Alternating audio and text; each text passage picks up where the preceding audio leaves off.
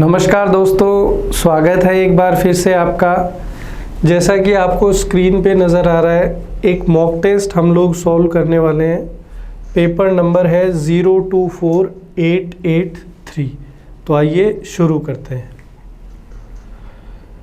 दोस्तों, first question आपको screen पे नज़र आ रहा है। Given below are 4 jumbled sentences, select the option that gives their correct order. हमें 4 सेंटेंस दिए हुए हैं, हमें वो ऑर्डर पता करना है जिससे सीक्वेंस हमें सही मिल जाए और प्रॉपर मीनिंग मिल जाए। दिया हुआ है, in fact Canada accounts for nearly 1/3 of the world's production of news print. कि कनाडा जो है वो लगभग 1/3 जो है पूरे विश्व की प्रोडक्शन का जानकारी अपने को देता है, और साथ ही साथ उससे जो न्यूज़पेपर प्रिंट होते हैं उसके अंदर उनका बड़ा योगदान है। कह रहा है, forest products therefore have been important export items of Canada for more than a century. इसलिए जो जंगल से जो प्रोडक्ट मिलते हैं, जैसे लकड़ी हो गई, फिर लकड़ी से पेपर वगैरह बनते हैं, ये महत्वपूर्ण एक्सपोर्ट आइटम है कनाडा के, क्योंकि कनाडा में ये काफ़ी ज़्यादा होता है। आपको बताया गया है कि लगभग 1/3 पूरे विश्व की जो न्यूज़ प्रिंट होती है, जो पेपर्स प्रिंट होते हैं, वहाँ पर उसके लिए कनाडा जो है वो ज़िम्मेदार है। तो कनाडा जो है वहाँ पर काफ़ी ज़्यादा प्रोडक्शन होता है, इसलिए 1 सेंचुरी से ज़्यादा हो गया है। और सबसे ज़्यादा फॉरेस्ट प्रोडक्ट्स कहाँ से एक्सपोर्ट किए जाते हैं? कनाडा से। नेक्स्ट है, a large part of Canada is covered with coniferous trees. Canada जो है उस देश का ज़्यादातर जो हिस्सा है वो कॉनीफेरस ट्रीज़ जो हैं उनके द्वारा कवर किया हुआ है। Pulp and paper are their 2 most important forest products. Pulp और पेपर जो है वो सबसे 2 महत्वपूर्ण प्रोडक्ट हैं, फॉरेस्ट प्रोडक्ट हैं। कहाँ के? कनाडा के। कनाडा के फॉरेस्ट आप जानते हैं भी, जंगल से लकड़ी मिलेगी, लकड़ी से फिर वो पेपर पल्प होता है, जो गूदा होता है लकड़ी का, उसको पल्प बोलते हैं। तो वो भी बहुत सारी चीज़ों में यूज़ होता है। तो ये आपको दिया हुआ है। तो जैसा कि पहले भी मैंने आपको कई क्वेश्चंस के अंदर बताया है कि जब भी आप जम्बल्ड सेंटेंसेस का क्वेश्चन सॉल्व करते हैं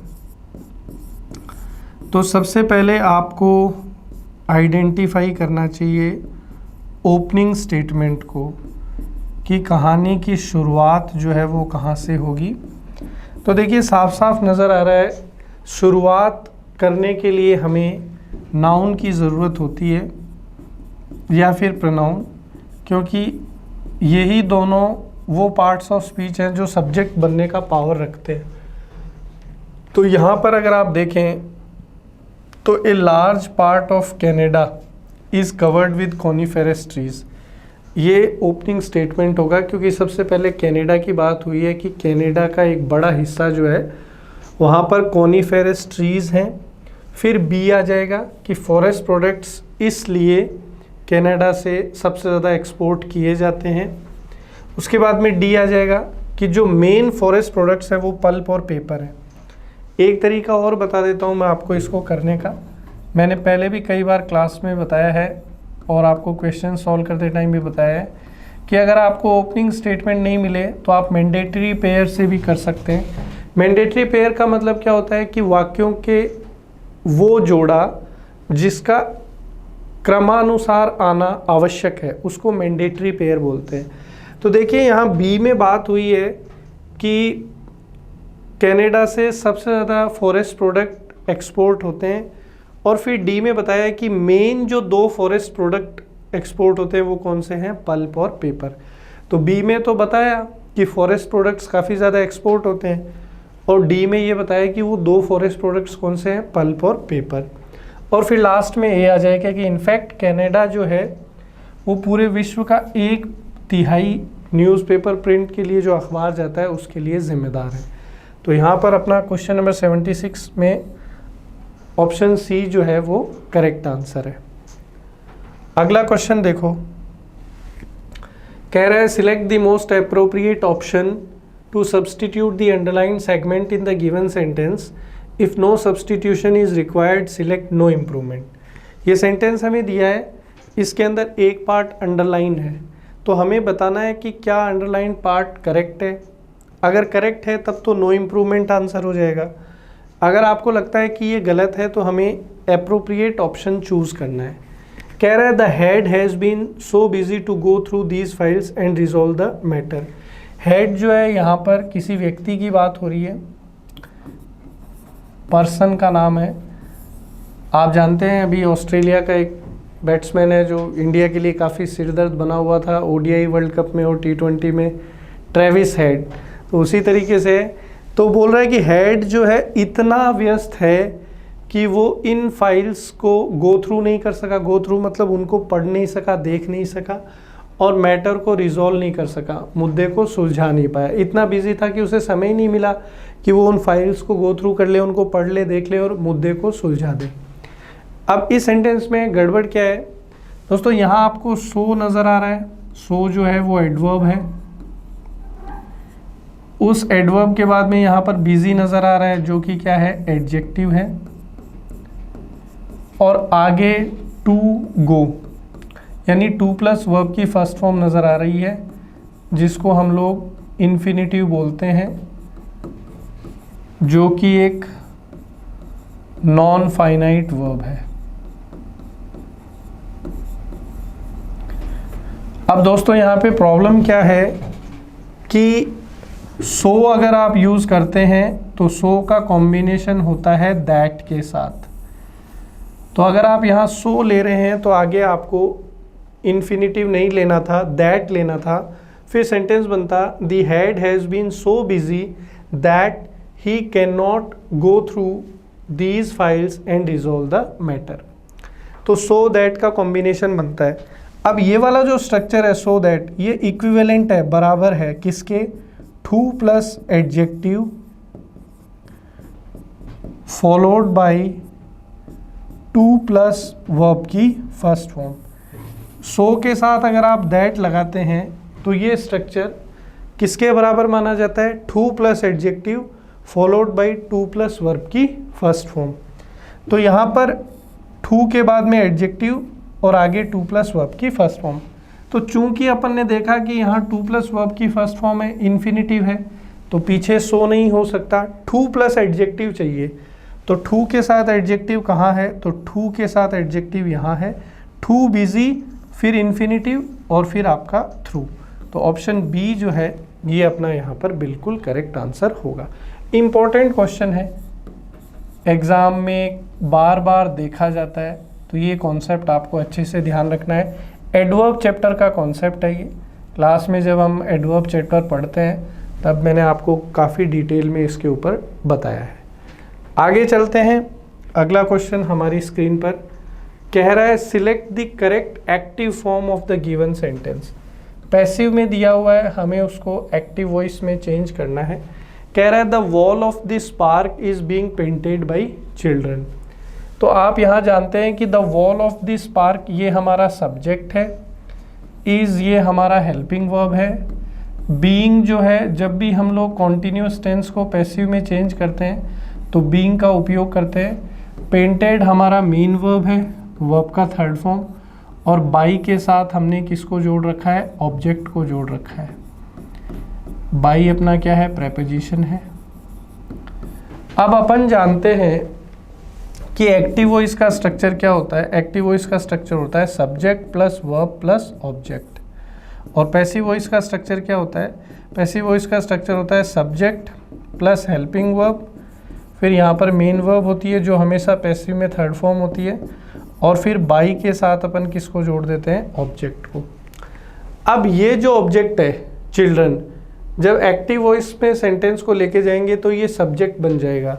तो आपको देखना है कि चिल्ड्रन एज अ सब्जेक्ट कहाँ कहाँ है। तो एक तो ए में है, एक सी में है और एक डी में। बी में तो द वॉल सब्जेक्ट है, तो सबसे पहले तो बी जो है वो बाहर हो गया, क्योंकि जब अपन एक्टिव से पैसिव बनाते हैं या पैसिव से एक्टिव बनाते हैं तो सब्जेक्ट और ऑब्जेक्ट इंटरचेंज होते हैं। तो अब ये पैसिव में है तो चिल्ड्रन यहाँ ऑब्जेक्ट है, तो जब एक्टिव बनाएंगे तो ये सब्जेक्ट की भूमिका में आ जाएगा।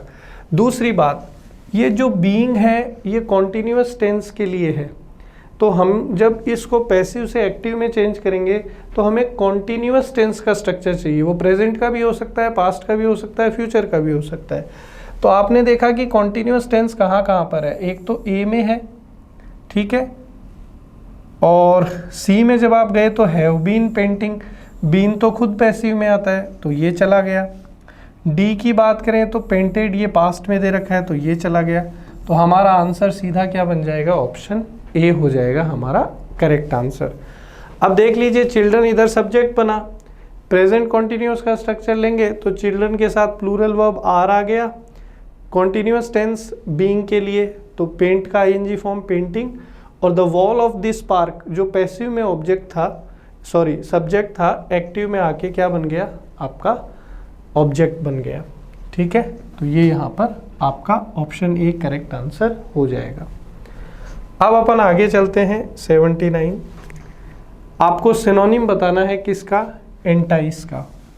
दोस्तों एंटाइस का मतलब होता है, वर्ब है, इसका मतलब होता है किसी को लुभाना,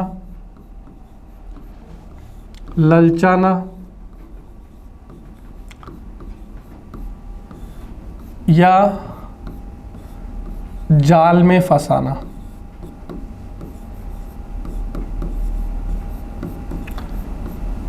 इसका मेनली मीनिंग जो है वो नेगेटिव कॉन्टेक्स्ट में जाता है कि आप किसी को अट्रैक्ट करके और फिर जो है उससे अपना कोई काम निकलवा ले या उसको अपने चंगुल में फंसा ले। जैसे बच्चों के साथ अक्सर होता है कि बच्चों से आपको कोई काम करवाना है तो वो ऐसे तो करते नहीं है या कई बार कहना नहीं मानते, लेकिन आप उनको एक चॉकलेट देते हैं और फिर बोलते हैं कि यार ये काम कर दो, तो वो तुरंत कर देते हैं। तो वो बच्चों को अपन क्या करते हैं, एंटाइस करते हैं, उनको लुभाते हैं, ललचाते हैं और फिर उनको अपने जाल में फंसा लेते हैं।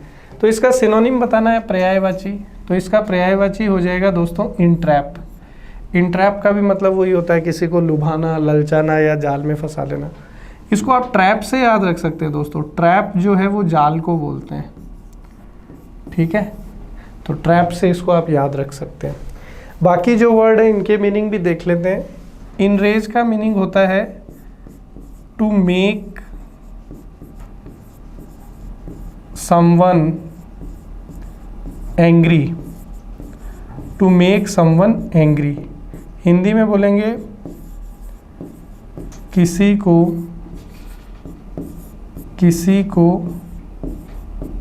गुस्सा दिलाना, किसी को गुस्सा दिलाना क्या कहलाता है, एनरेज। फर्स्ट वर्ड है एनस्यू। एनस्यू का मतलब होता है to happen after, to happen after as a result of something. Hindi में अपन बोल सकते हैं किसी चीज़ के परिणाम स्वरूप, किसी चीज़ के परिणाम स्वरूप कुछ होना, किसी चीज़ के रिजल्ट या परिणाम स्वरूप कुछ होता है तो उसको अपन एनस्यू बोलते हैं। अगला वर्ड है एंटेल। एंटेल का मतलब होता है to make something, to make something necessary, to make something necessary. Hindi में बोलेंगे किसी चीज़ को आवश्यक बनाना, किसी चीज़ को आवश्यक बनाना कहलाता है एंटेल। ठीक है, आगे चलते हैं। क्वेश्चन नंबर 80, सिनोनिम बताना है। अगेन पर्यायवाची, समान अर्थ वाला वर्ड है दोस्तों ड्यूबियस। ड्यूबियस का मतलब होता है संदेहास्पद। ऐसी कोई चीज़ जिस पे आपको संदेह हो, डाउट हो, उसको अपन ड्यूबियस बोलते हैं। ड्यूबियस के लिए अपन बोल सकते हैं डाउटफुल, तो यहाँ पर अगर सिनोनिम की बात करें तो सिनोनिम हो जाएगा फिशी। फिशी का भी मतलब ऐसा होता है जिस चीज़ पर आपको डाउट है, संदेह है। सर्टेन का मतलब होता है दोस्तों निश्चित, कोई ऐसी चीज़ जो फिक्स है, 100% होनी है। लॉयल का मतलब होता है वफादार, ऑनेस्ट, ट्रस्टवर्दी, जिस पर भरोसा किया जा सके, रिलायबल, ये सारे इसके पर्यायवाची हो सकते हैं। अगला वर्ड है दोस्तों स्टेडी। स्टेडी का मतलब होता है स्थिर, इसके लिए अपन बोल सकते हैं स्टेबल,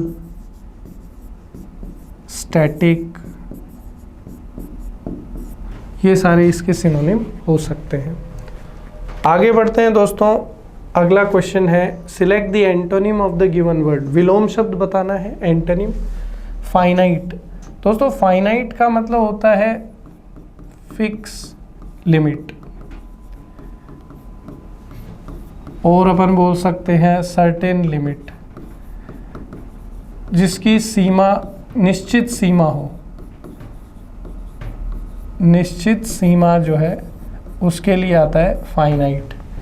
इसका अपोजिट वर्ड जो है अक्सर हम लोग यूज़ करते हैं इनफाइनाइट।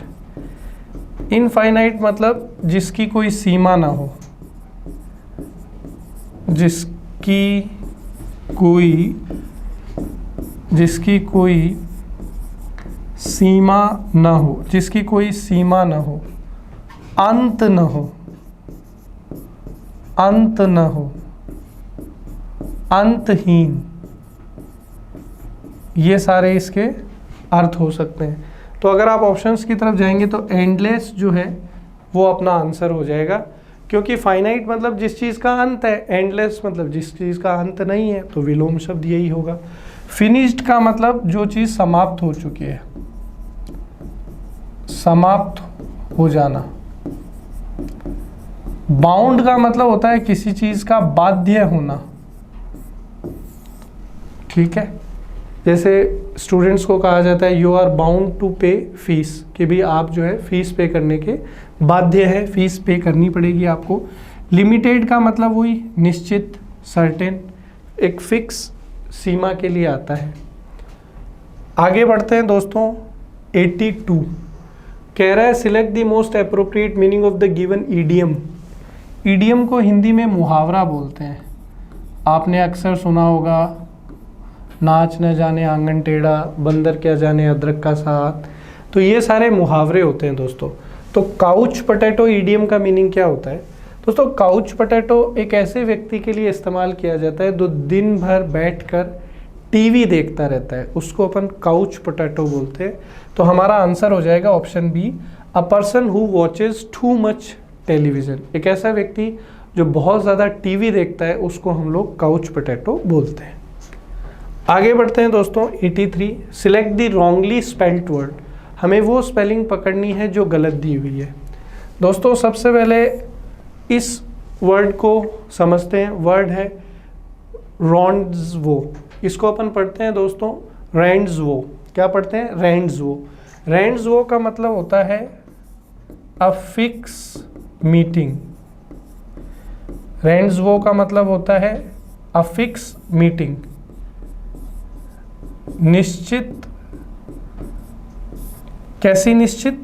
पूर्व निश्चित, पूर्व निश्चित मुलाकात। कोई ऐसी मुलाकात, कोई ऐसी मीटिंग जो पहले से तय की गई हुई है उसको अपन रैंड्सवो बोलते हैं। अगला है दोस्तों रेम्यूनरेशन। रेम्यूनरेशन का मतलब होता है मेहनताना, पेमेंट you get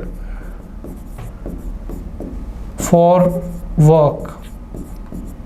दूसरे शब्दों में आप इसको और क्या बोल सकते हैं? सैलरी, तनख्वाह। आपने कोई काम किया उसके बदले में आपको जो पैसा मिला उसको रेम्यूनरेशन बोलते हैं। हिंदी में मेहनताना, सैलरी भी बोल सकते हैं आप।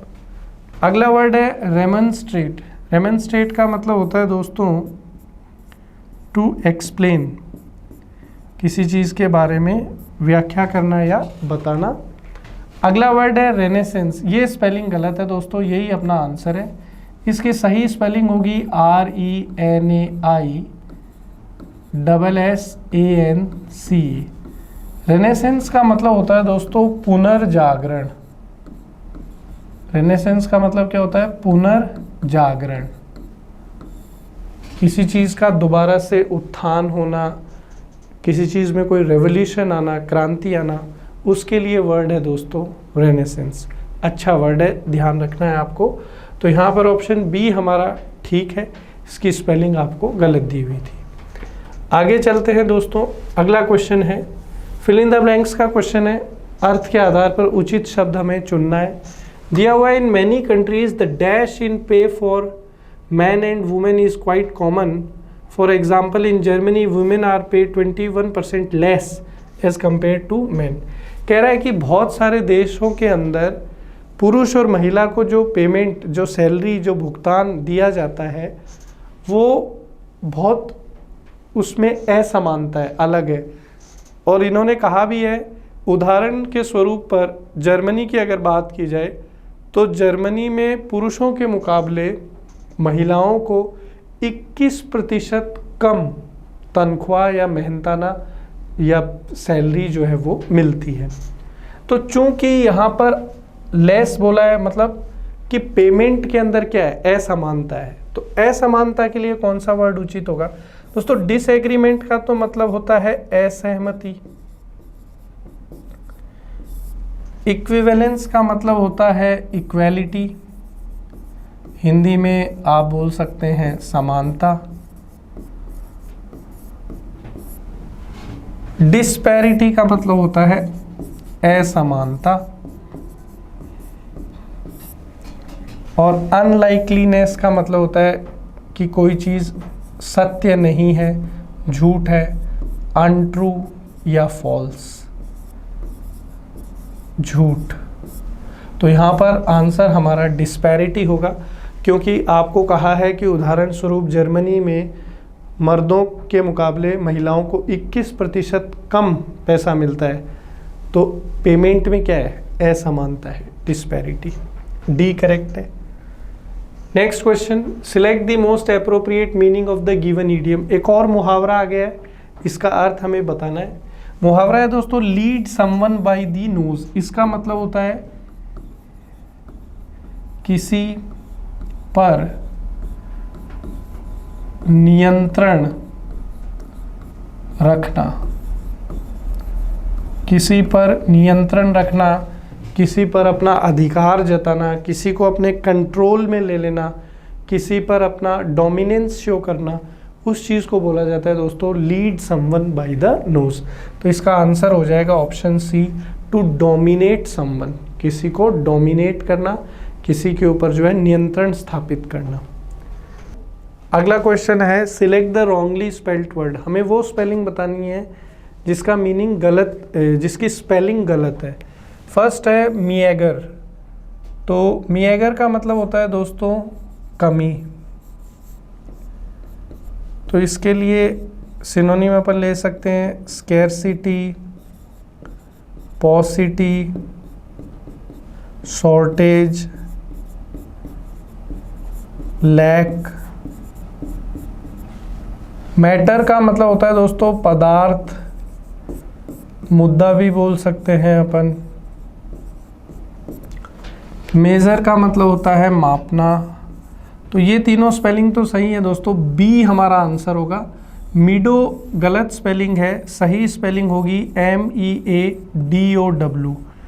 दोस्तों मीडो का मतलब होता है घास का मैदान। मीडो का मतलब होता है घास का मैदान। तो ऑप्शन बी जो है ये अपना करेक्ट है। आगे बढ़ते हैं क्वेश्चन नंबर 87। 87 में अपने को दिया हुआ है दोस्तों select the most appropriate option to substitute the underlined segment in the given sentence. If no substitution is required select no improvement. अपने को एक सेंटेंस दिया है दोस्तों, इसको अपने को चेक करना है कि इस सेंटेंस में कोई इम्प्रूवमेंट करना है कि नहीं करना। अगर इम्प्रूवमेंट नहीं होगा तो हमारा आंसर आएगा नो इम्प्रूवमेंट, और अगर इम्प्रूवमेंट करना होगा तो बी, डी और सी में से चूज करेंगे। कह रहा है you won't tell the secret, कि तुम जो है जो सीक्रेट है, जो रहस्य है वो नहीं बताओगे। फिर आगे बोला है क्या बताओगे। दोस्तों ये जो क्वेश्चन आपको यहाँ पर नज़र आ रहा है शॉर्ट फॉर्म में, कॉन्ट्रैक्टेड फॉर्म में, इसको हम लोग क्वेश्चन टैग बोलते हैं दोस्तों। इसको हम लोग क्या बोलते हैं? Question tag. दोस्तों क्वेश्चन टैग का एक रूल है कि क्वेश्चन टैग हमेशा जो भी स्टेटमेंट हमें दिया होता है उसका अपोजिट बनता है। अपोजिट मतलब जैसे यहाँ पर दिया हुआ है यू वॉन्ट, ये वॉन्ट जो है ये विल नॉट का कॉन्ट्रैक्टेड फॉर्म है दोस्तों। कॉन्ट्रैक्टेड फॉर्म मतलब संक्षिप्त रूप। अब यहाँ कह रहा है you will not tell the secret, तुम सीक्रेट नहीं बताओगे, मतलब स्टेटमेंट अपना कैसा है? नेगेटिव है। स्टेटमेंट कैसा है? नेगेटिव। तो अपोजिट का मतलब ये हो गया कि अगर स्टेटमेंट अपोजिट है तो क्वेश्चन टैग कैसा बनेगा? पॉजिटिव। ये नियम है क्वेश्चन टैग का। अगर यहाँ स्टेटमेंट अपना पॉजिटिव होता तो क्वेश्चन कैसा बनता? नेगेटिव। ये चीज़ आपको सबसे इम्पोर्टेंट समझनी है और ध्यान रखनी है। तो you won't tell the secret, अब यहाँ तो है तो आपने फिर इंट्रोगेट जो क्वेश्चन बनाया है वो नेगेटिव बना दिया। स्टेटमेंट भी नेगेटिव है, क्वेश्चन भी नेगेटिव, तो ये गलत हो गया। क्वेश्चन जब बनाएंगे तो स्टेटमेंट नेगेटिव है तो क्वेश्चन कैसा होगा? पॉजिटिव। तो ये बन जाएगा विल यू। क्वेश्चन टैग क्या बनेगा? Will you. ऑप्शन में चेक कर लीजिए कहाँ है, ऑप्शन सी जो है ये अपना करेक्ट आंसर हो जाएगा। आगे चलते हैं 88। अब ये एक क्लोज टेस्ट आ गया है दोस्तों। क्लोज टेस्ट को सॉल्व करने का तरीका क्या है? पहले इसको पूरा पढ़ेंगे और फिर ऑप्शंस जो हैं उनको चेक करके एप्रोप्रिएट वर्ड वहाँ पर फिल करेंगे। कह रहा है in 1914 a war began in Europe which engulf the entire world. ये कह रहा है कि 1914 में एक युद्ध यूरोप में शुरू हुआ था। इनगल्फ का मतलब होता है टू एब्जॉर्ब, किसी चीज़ को सोख लेना या अपने अंदर समाहित कर लेना, अपने अंदर समाहित कर लेना। ठीक है, तो कह रहा है कि 1914 में जो ये युद्ध शुरू हुआ था यूरोप में, इसने पूरे यूरोप को, पूरे विश्व को अपने चंगुल में ले लिया। कह रहा है the damage dash by this war has no precedent in history, कि इस युद्ध के कारण जो नुकसान हुआ था उसका कोई हिस्ट्री में प्रेसिडेंट नहीं था। प्रेसिडेंट का मतलब प्रीवियस डिसीजन, तो पहले कोई ऐसा निर्णय या कोई ऐसा मुद्दा या कोई ऐसी बात नहीं थी जिसके कारण ये युद्ध हुआ था। ठीक है, कई बार होता है ना कि भी पहले कोई झगड़ा हुआ हो, कोई विवाद हुआ हो, उसकी वजह से फिर आगे युद्ध हो जाता है, तो ऐसा नहीं था। ये जो है इस युद्ध की बात करें तो dash the earlier wars the civilian population were dash not involved and the casualties were mostly dash to the warring armies. और ये कह रहा है कि पूर्व में जो युद्ध हुए थे उनके अंदर जो सिविलियन पॉपुलेशन थी, मतलब जो लोग थे, जो जनता थी, उसका काफ़ी नुकसान हुआ था, काफ़ी लोग मारे गए थे। बट इस युद्ध में जो आम जनता थी उसका इतना नुकसान नहीं हुआ था।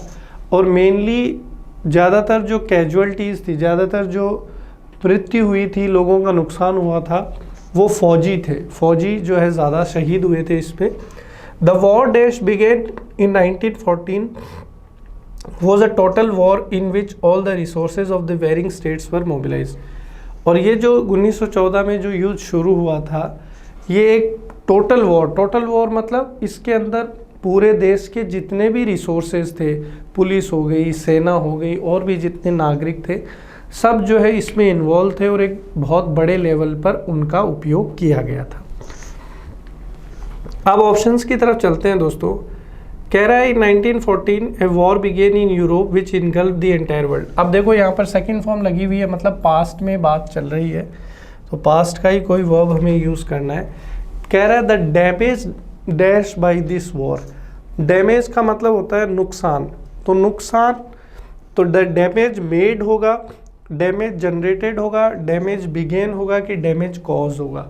तो डैमेज कॉज मतलब किसी चीज़ का कारण होना, तो युद्ध के कारण नुकसान हुआ है, तो सबसे अप्रोप्रिएट क्या होगा, the damage caused by this war, कि जो नुकसान हुआ है इस युद्ध के कारण, has no precedent in history, इतिहास से उसका कोई लेना देना नहीं है, किसी घटना से उसका कोई कनेक्शन नहीं है, डैश द अर्लियर वॉर्स, लेकिन जो शुरुआत में युद्ध हुए थे, ये कहना चाह रहा है कि शुरुआत में जो युद्ध हुए थे, तो at the earlier Wars, into the earlier Wars, in the earlier Wars, on the earlier, तो सबसे अप्रोप्रिएट फ्रेज क्या होगा, इन द अर्लियर वॉर्स, कि शुरुआत में जो युद्ध हुए थे उनमें the civilian populations were dash not involve, जो आम जनता थी वो इन्वॉल्व नहीं थी।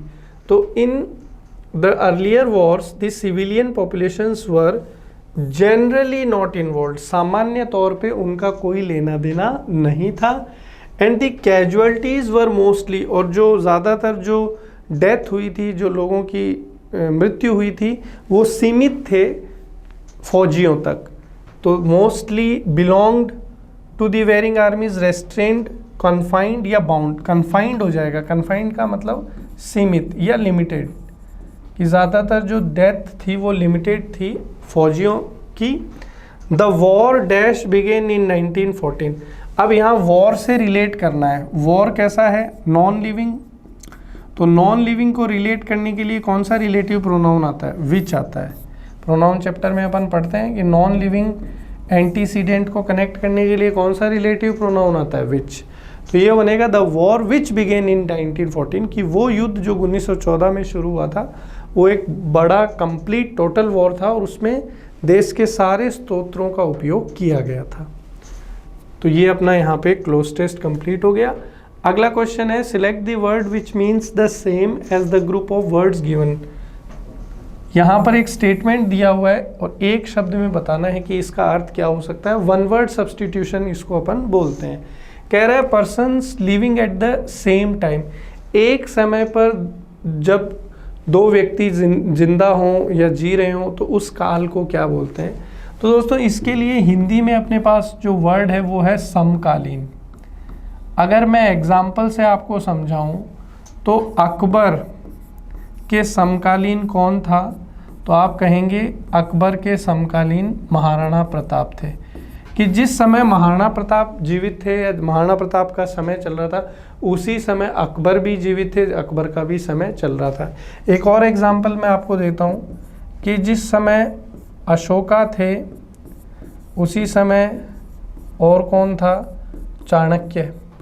ये चाणक्य जो है वो अशोक के भी क्या थे, गुरु रहे थे। उससे पहले उसके जो पिता थे उनके भी गुरु रहे थे। तो अशोक और चाणक्य समकालीन हो गए।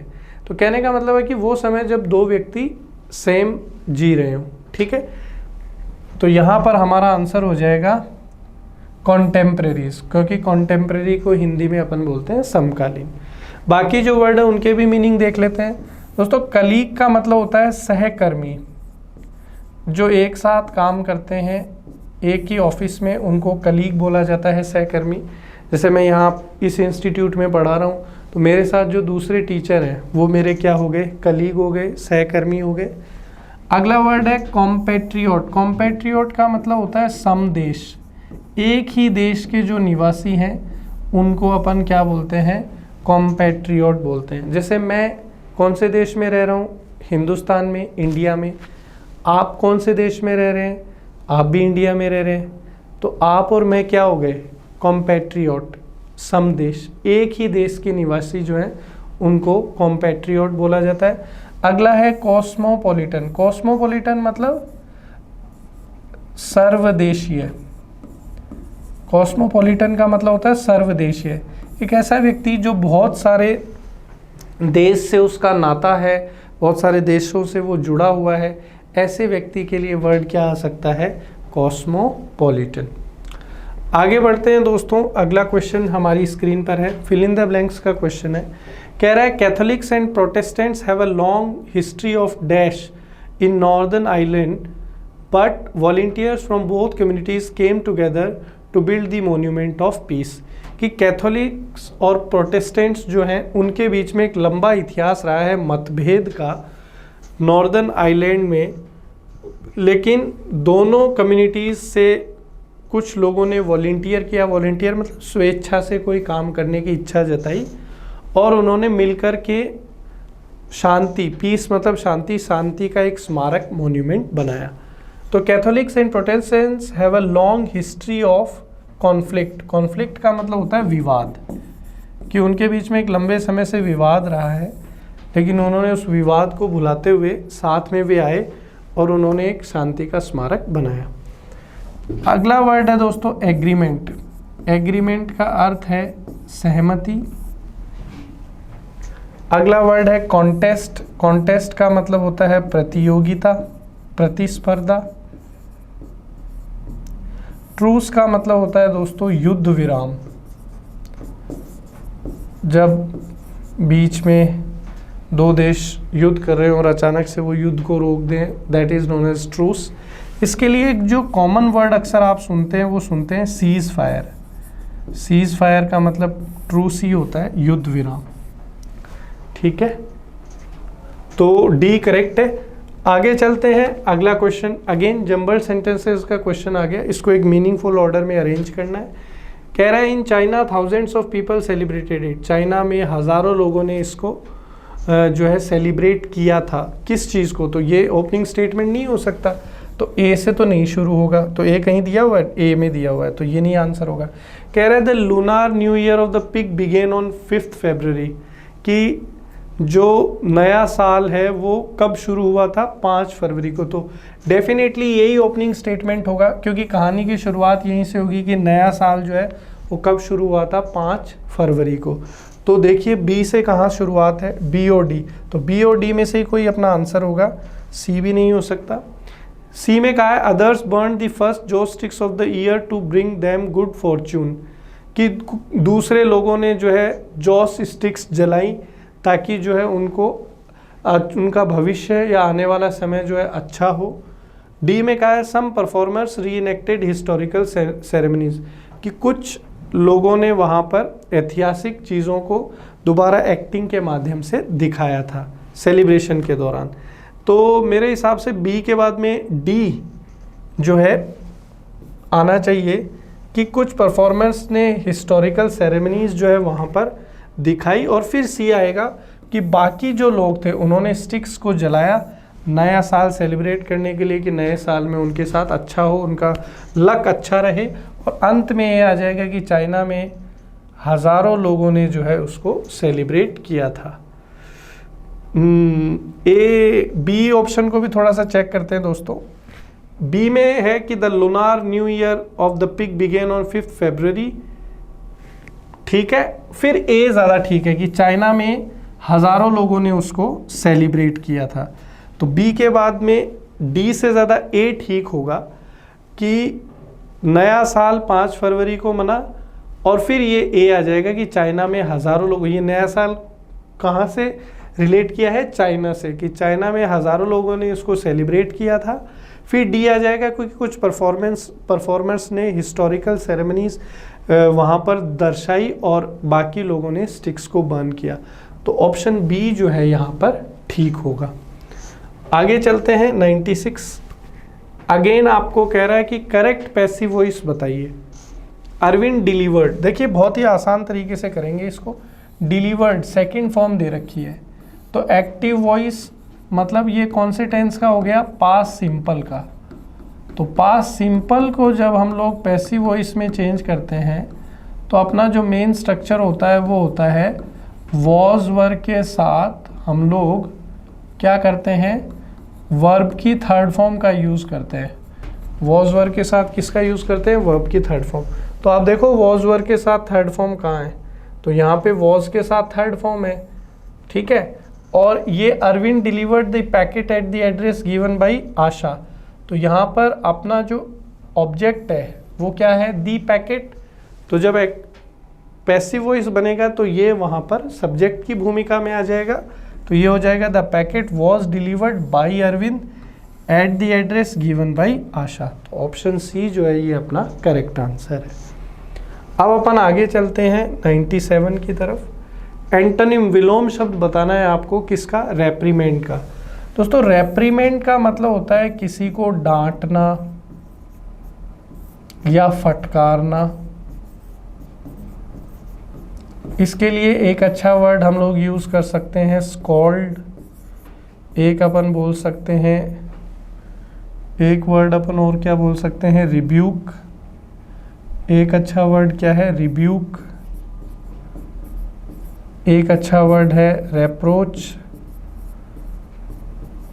तो यहाँ पर रेप्रोच की बात करें तो ये रेप्रीमेंड का सिनोनिम ही है। रेप्रोच का भी मतलब किसी को डांटना फटकारना।